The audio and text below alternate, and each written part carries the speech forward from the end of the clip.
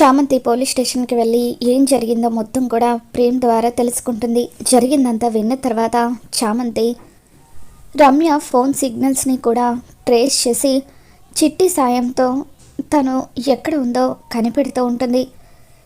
ఇక తను పెద్దమ్మ గుడి దగ్గర రమ్యను దింపేశానని ప్రేమ్ చెప్పడంతో ఆ చుట్టుపక్కల అంతా కూడా ఏదైనా క్లూ దొరుకుతుందేమోనని చెప్పి వెతుకుతూ ఉంటుంది. అలా చామంతి మొత్తం వెతుకుతూ ఉంటే చిట్టికి మరొకసారి ఫోన్ చేసినప్పుడు రమ్య ఫోన్ సిగ్నల్స్ అన్నీ కూడా స్విచ్ ఆఫ్లో ఉండడం వల్ల ట్రేస్ చేయలేకపోతున్నానని చెబుతూ ఉండడంతో చామంతి ఆ చుట్టుపక్కల అన్ని ఇల్లులు కూడా వెతుకుతూ ఉంటుంది. చిట్టి ఇక్కడ నుండి 1/2 కిలోమీటర్ డిస్టెన్స్లోనే రమ్య ఫోన్ ఆగిపోయిందని చెప్పాడు. అంటే ఖచ్చితంగా ఈ చుట్టుపక్కల ఉన్న బిల్డింగ్స్లోనే ఏదో ఒక బిల్డింగ్లో రమ్యని దాచిపెట్టి ఉంటారు అని చెప్పి చామంతి చంద్రిక సాయంతో స్కూటీ మీద మొత్తం కూడా వెతుకుతూ ఉంటుంది. ప్రేమ్ చెప్పిన ఆధారాలను మరొకసారి చామంతి గుర్తు చేసుకుంటుంది. తనని ఓవర్టేక్ చేసిన బైకర్ హెల్మెట్ పైన రాముడి బొమ్మ ఉందని ప్రేమ్ చెప్పడంతో ఆ హెల్మెట్ ఎక్కడో చూస్తున్నట్టుగా అనిపిస్తుందని చామంతి గుర్తు చేసుకుంటుంది. గతంలో గుణగాడు కూడా ఇటువంటి హెల్మెట్ పెట్టుకోవడం నేను చూశాను. అంటే ఒకవేళ ప్రేమ్ బాబుని ఇరికించడం కోసమని ఆ గుణ ఇదంతా చేసి ఉంటాడా?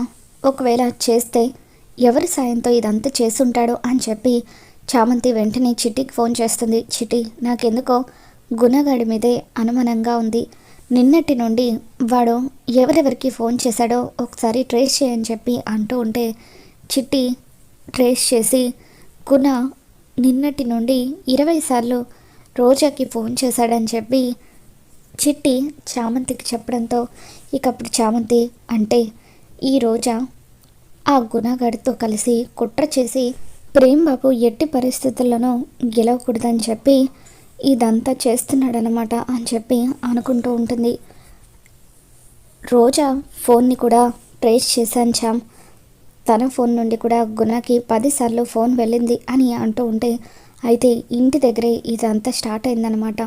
వీళ్ళిద్దరూ కలిసి ప్రేమ్ బాబు మీద ఎన్ని కుట్రలు చేయాలని ప్రయత్నించినా కూడా ఎట్టి పరిస్థితులను వాళ్ళ కుట్రలను నేను సాగనివ్వను.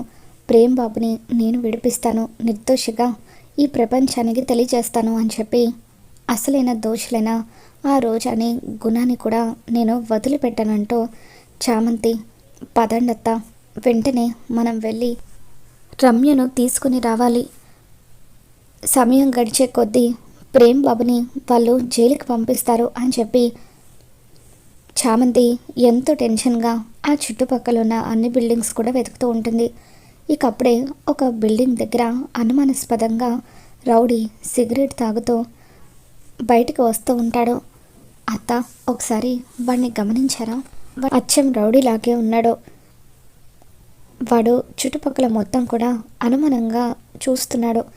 ఖచ్చితంగా ఆ బిల్డింగ్లో వాళ్ళు ఏదో చేస్తున్నారు, అదేంటో చూద్దాం పదత్త అంటూ చామంతి చంద్రిక ఇద్దరు కలిసి కిటికీల నుండి చూస్తూ ఉంటారు. ఇక అప్పుడే గుణ రౌడీలందరితో, రే నేను ఇప్పుడే ఒక అరగంటలో వస్తాను, అరగంట వరకు దీన్ని జాగ్రత్తగా కాపలా కాయండి, ఇది గనక తప్పించుకుందంటే మీ సంగతి చెప్తానంటూ గుణ రౌడీలందరికీ కూడా వార్నింగ్ ఇచ్చి అప్పుడే ఇంట్లో నుండి బయటకు వస్తూ ఉంటాడు. చంద్రిక చామంతి ఇద్దరు కూడా సైలెంట్గా అక్కడ నిలబడిపోతారు. గుణ కారులో అక్కడ నుండి వెళ్ళిపోయిన తర్వాత చంద్రిక చామంతితో, ఆ అమ్మాయి ఇక్కడే ఉందమ్మా, ఇప్పుడు ఎలా ఇంతమంది రౌడీలను తప్పించుకొని ఆ అమ్మాయిని మనం ఎలా కాపాడగలమని చెప్పి చంద్రిక అంటూ ఉంటుంది. దాంతో చామంతి ఆలోచిస్తే ఖచ్చితంగా ఆ దేవుడే మనకి దారి చూపిస్తాడత్త, మన సంకల్పం గొప్పదైతే ఆ దైవం అండ మనకి ఖచ్చితంగా ఉంటుంది అని చెప్పి చామంతి ఆ మట్టి తీసుకో అత్త అంటూ అక్కడున్న మట్టి తీసుకొని డోర్ కొడుతూ ఉంటుంది. రౌడీలు డోర్ ఓపెన్ చేయగానే చామంతి చంద్రిక ఇద్దరు కూడా రౌడీల కళ్ళల్లో మట్టి కొడతారు. తరువాత రమ్య దగ్గరికి పరిగెత్తుకుంటూ వస్తారు. నీకేం కాదమ్మా, నిన్ను తీసుకువెళ్ళడానికే మేము వచ్చామని చెప్పి చామంతి చంద్రిక ఇద్దరు కూడా కట్లు విప్పి రమ్యని కాపాడి తీసుకెళ్ళిపోతూ ఉంటారు. ఇక అప్పుడే రౌడీ గుణకి ఫోన్ చేసి, అన్న, ఇద్దరు ఆడవాళ్ళు వచ్చి మా కళ్ళల్లో మట్టి కొట్టి ఆ అమ్మాయిని తీసుకెళ్ళిపోతున్నారన్నా అని చెప్పి అంటూ ఉంటే, ఎట్టి పరిస్థితుల్లోనూ అది తప్పించుకోవడానికి వీల్లేదురా ఈడియట్స్, ఇందాకటి నుండి నేను చెప్తూనే ఉన్నాను జాగ్రత్త జాగ్రత్త అని. కాసేపట్లో ఆ ప్రేమ్ గాడిని జైలుకి తీసుకువెళ్తారు. వాడు తప్పించుకోబోతున్నాడని చెప్పి పోలీసులు వాడిని ఎన్కౌంటర్ చేస్తారు. అప్పటి వరకు కూడా మీరు ఆగలేకపోయారా? మీరు ఏం చేస్తారో నాకు తెలీదు. అవసరమైతే ఆ రమ్యను చంపేసినా పర్వాలేదు, కానీ అది తప్పించుకోవడానికి వీల్లేదు. వెళ్ళండి, వెళ్ళి దాన్ని త్వరగా పట్టుకోండి అని చెప్పి గుణ చెప్పడంతో రౌడీలు మరొకసారి చామంతి వాళ్ళని వెంబడిస్తూ ఉంటారు. అమ్మ చామంతి, ఏం చేద్దామమ్మా, రౌడీలు ఇటే వస్తున్నారు అని చంద్రిక అంటూ ఉంటే, అత్త, రమ్యను తీసుకొని మీరు వెళ్ళండి అత్త, ప్రేమ్ బాబుని విడిపించండి అని చామంతి అంటూ ఉంటుంది. ఇక దాంతో మరి నువ్వు అని చంద్రిక అనడంతో, అత్త నాకేం కాదత్త, ముందు మీరు పోలీస్ స్టేషన్కి వెళ్ళండి అని చెప్పి చామంతి అంటూ ఉంటుంది. ఇక అలా చంద్రిక రమ్యని తీసుకొని పోలీస్ స్టేషన్కి వచ్చేస్తూ ఉంటుంది. సరిగ్గా అదే టైంకి ప్రేమ్ని పోలీసులు రిమాండ్కి పంపిస్తూ ఉంటారు. ఇక అలా కరెక్ట్గా ప్రేమ్ని బయటకు తీసుకువచ్చే టైంకి పోలీస్ జీప్ ఎక్కిస్తూ ఉండగా, ఆగండి, ప్రేమ్ బాబుని మీరు ఎక్కడికి తీసుకువెళ్ళడానికి వీల్లేదు. మీరు కిడ్నాప్ అయిందన్న అమ్మాయిని నేను క్షేమంగా తీసుకువచ్చాను, ఇదిగోండి అమ్మాయి అని చెప్పి చంద్రిక అంటూ ఉంటుంది. ఇందులో ఈ అన్న తప్పు ఏం లేదండి. వేరే ఒక వ్యక్తి నాకు అబద్ధాలు చెప్పి నాకు కాస్ట్లీ ఫోన్ కొనిస్తానని, ఇదంతా ప్రాంక్ అని కాసేపు నాటకం ఆడమంటే ఆడాను, కానీ అతను నన్ను నిజంగానే కిడ్నాప్ చేశాడు.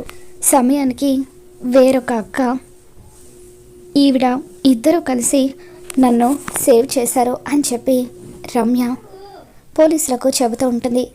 ఇన్స్పెక్టర్, ఇప్పటికైనా తను చెప్పింది విన్నారు కదా, మా ప్రేమ్ బాబుని వదిలేయండి అని చెప్పి చంద్రిక అనగానే పోలీసులు ప్రేమ్ని విడుదల చేస్తారు.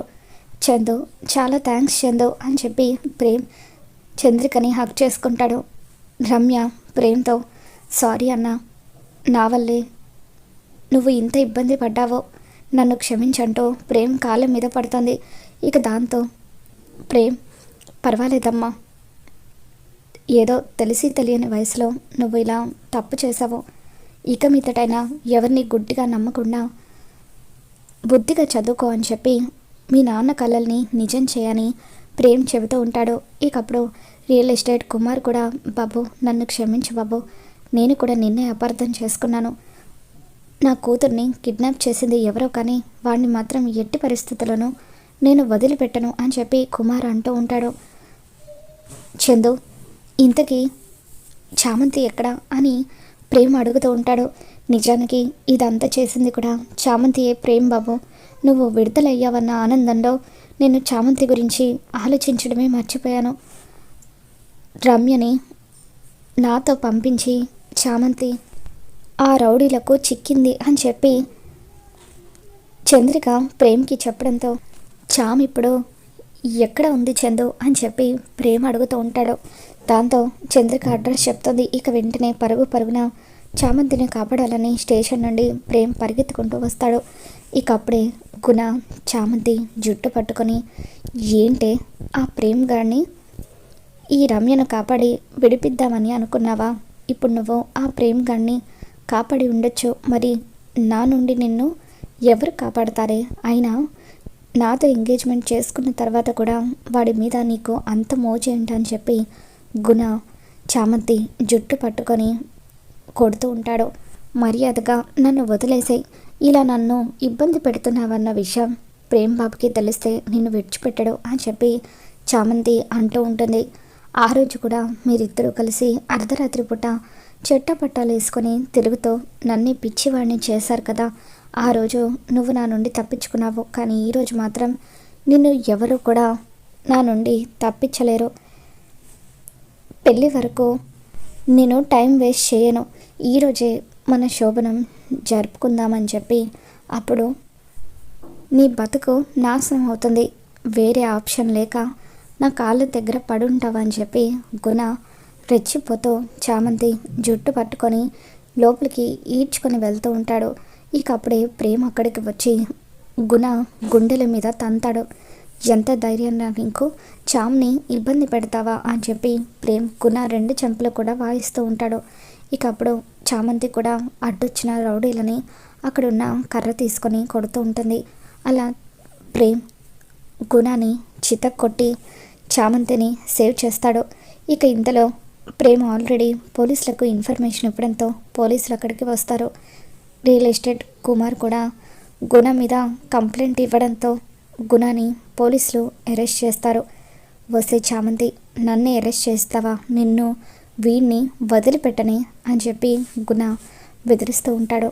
ఇక అలా పోలీసులు గుణాన్ని అరెస్ట్ చేసి తీసుకెళ్ళిపోయిన తర్వాత ప్రేమ్ ఒక్కసారిగా చామంతిని హక్ చేసుకుంటాడు. చాలా థ్యాంక్స్ శ్యామ్, ఈరోజు నువ్వే కనుక లేకపోతే నేను ఏమైపోయేవాడిను అని చెప్పి ప్రేమ్ చామంతిని హక్ చేసుకొని ఎంతగానో ఎమోషనల్ అవుతూ ఉంటే, బాబు ఇంటికి వెళ్దాం పదండి బాబు అని చెప్పి చామంతి ప్రేమ్ని ఇంటికి తీసుకొని వస్తుంది. ఇక అప్పుడే హర్ష సింగపూర్ నుండి ఇంటికి తిరిగి వస్తాడు. గాయాలతో ఇంటికి వచ్చిన ప్రేమ్ని చూడగానే హర్ష, రే ప్రేమ్ ఏంట్రా ఇది, ఏం జరిగిందని చెప్పి అడుగుతూ ఉంటే జరిగింది మొత్తం కూడా చంద్రిక చామంతి ఇద్దరు హర్షకి చెప్తారు. ఇంత జరుగుతుంటే ఒక్కరు కూడా నాకు ఎందుకు ఫోన్ చేయలేదని చెప్పి హర్ష అంటూ ఉంటాడు. మీ ఆరోగ్యాన్ని దృష్టిలో పెట్టుకొని ఈ విషయం ఎందుకు మీకు చెప్పడంలే అని చెప్పలేదు బాబు అని చంద్రిక అంటూ ఉంటుంది. ఇక దాంతో హర్ష, ప్రేమ్ సారీరా, నిన్ను బయటకు తీసుకురావడానికి నేను ఏం చేయలేకపోయాను అని అంటూ ఉంటే, పర్వాలేదు నాన్న అని చెప్పి ప్రేమ్ అంటూ ఉంటాడు. ఈరోజు చామంతియే మన ప్రేమ్ బాబుని కాపాడిందండి. చామంతి లేకపోతే ప్రేమ్ బాబుని వాళ్ళు ఏం చేసుండేవాళ్ళు ఏంటో అని చెప్పి చంద్రిక భయంగా చెప్తూ ఉంటుంది. ఆ గున్నగాడు ఇటువంటి వాడని నేను అస్సలు ఊహించలేదు. అమ్మ చామంతి, నన్ను క్షమించమ్మా. వాడు ఎలాంటి వాడు ఏంటో తెలుసుకోకుండా వాడితో నీ పెళ్లి చేసి నీ గొంతు కొయ్యాలని అనుకున్నాము. ఒక విధంగా నీకు మంచి జరిగింది. వాడు ఎలాంటి వాడో పెళ్ళికి ముందే తెలిసిపోయింది. ఇంత జరిగిన తర్వాత వాడితో నీ పెళ్ళి జరగదమ్మా అని చెప్పి హర్ష తేల్చి చెప్పేస్తాడు. దాంతో ప్రేమ్ ఎంతగానో ఆనందపడిపోతూ ఉంటాడు. ఆ తర్వాత ఆ రోజు రాత్రి హర్ష చంద్రిక దగ్గరకు వచ్చి, చంద్రిక నేను ఒక విషయం అడుగుతాను చెప్తావా? ప్రేమ్ ఎవరిని ప్రేమించాడో నిజంగా నీకు తెలీదా? నా మీద ఒట్టేసి చెప్పు అని హర్షవర్ధన్ అడుగుతూ ఉంటాడు. దాంతో చంద్రిక, ప్రేమ్ ప్రేమించింది ఎవరినో కాదండి, చామంతిని అని చెప్పి నిజం చెప్పేస్తుంది. ఇక జరిగింది మొత్తం కూడా తెలుసుకున్న తర్వాత హర్ష, నేను ఒక నిర్ణయానికి వచ్చాను చంద్రిక. ప్రేమ్కి చామంతికి పెళ్లి చేయాలని నిర్ణయం తీసుకున్నాను. నా కొడుకు సంతోషం కంటే నాకు ఏది ముఖ్యం కాదు. ఆఖరికి రామానైనా ఈ విషయంలో ఎదిరిస్తాను అని చెప్పి హర్షవర్ధన్ చంద్రికకు చెప్పడంతో చంద్రిక చాలా హ్యాపీగా ఫీల్ అవుతూ ఉంటుంది. మరి రాబోతున్న ఎపిసోడ్లో ఏం జరగబోతుందో మళ్ళీ మన ఛానల్ తెలుసుకుందాం. ఈ వీడియో మీకు నచ్చినట్లయితే తప్పకుండా లైక్ చేయండి.